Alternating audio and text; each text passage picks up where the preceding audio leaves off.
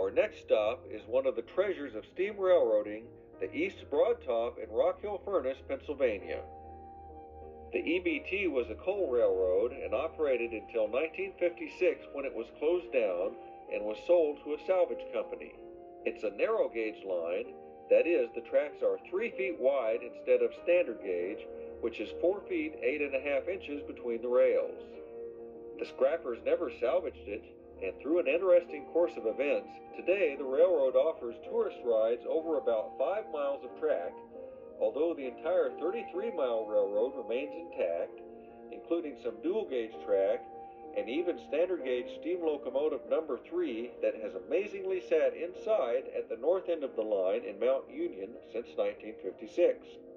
Although the shop complex is in Rockhill Furnace, the depot, built in 1906, is actually named for the twin town of Orbisonia and is the headquarters of the railroad to this day.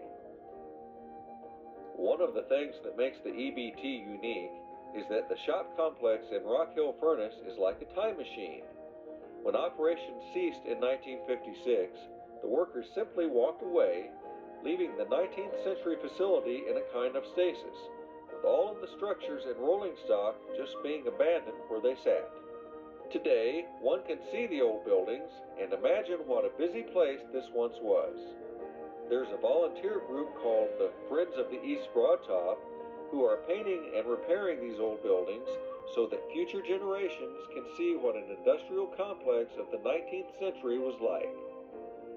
Inside the old roundhouse, in addition to today's locomotive number 14, which was built in 1912, one can see 5 other steamers, all 282s like our number 14.